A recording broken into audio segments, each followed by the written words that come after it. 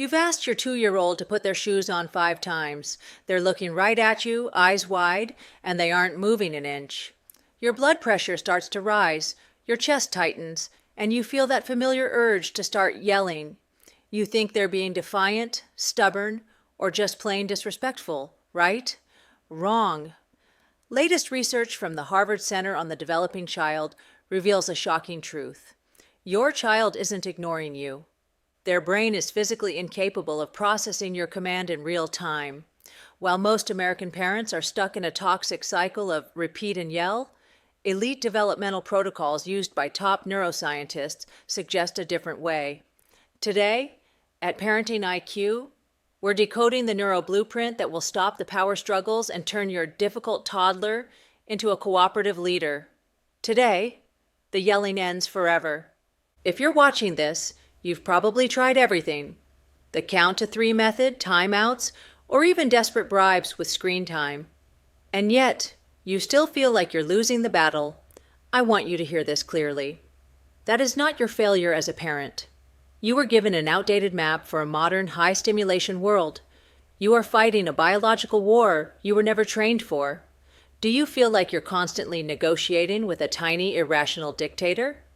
Drop a yes in the comments if you're exhausted and ready for a change. Today, we give you the elite psychological blueprint used by the world's most successful families. In Scandinavia, children are consistently ranked the happiest and most cooperative on the planet. They don't use control, they use brain matching.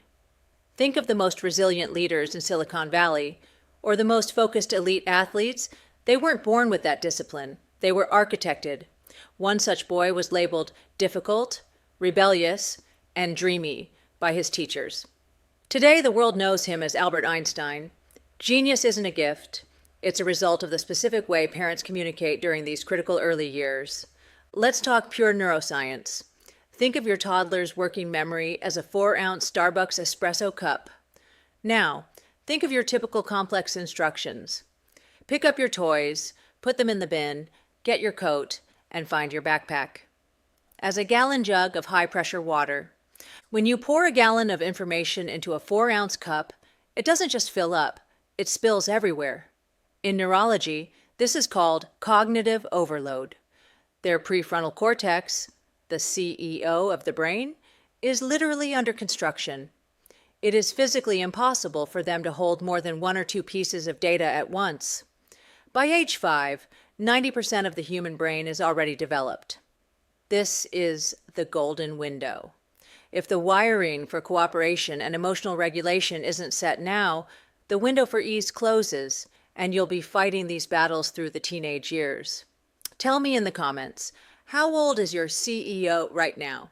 Because every age has a different cup size. The first protocol, the one thing you must do, is the 10-second processing buffer. Science shows it takes 7 to 10 seconds for a toddler to translate your audio signal into a physical action. Most parents wait 2 seconds, assume they're being ignored, and start yelling. This creates a cortisol spike in the child, which shuts down the learning part of their brain.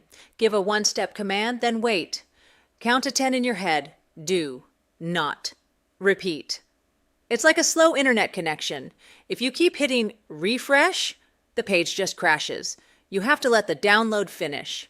Next is the follow-through law.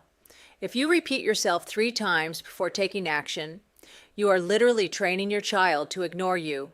You are telling them, the first 2 times I speak, I don't actually mean it. The protocol is simple. Say it once. Wait 10 seconds. If they don't move, calmly walk over and physically, gently help them complete the task. This leads us to the impulse control shield. Toddlers physically lack the brake system in their brain. Their neurons say touch before the don't signal can even travel to their limbs.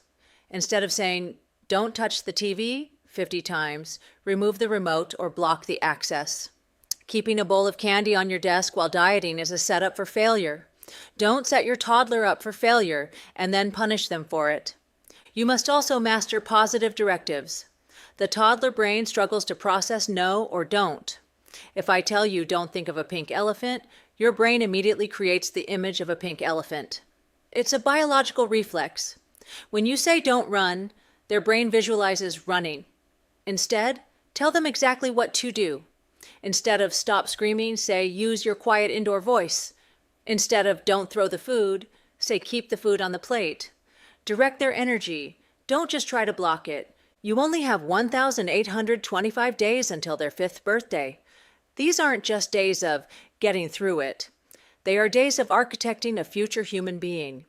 Every time you choose the 10-second wait over a scream, you are wiring their brain for high-level emotional intelligence and cooperation.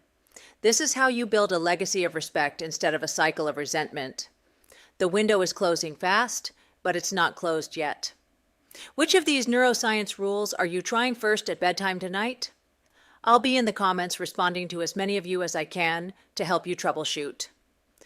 At ParentingIQ, we don't raise children, we architect legacies.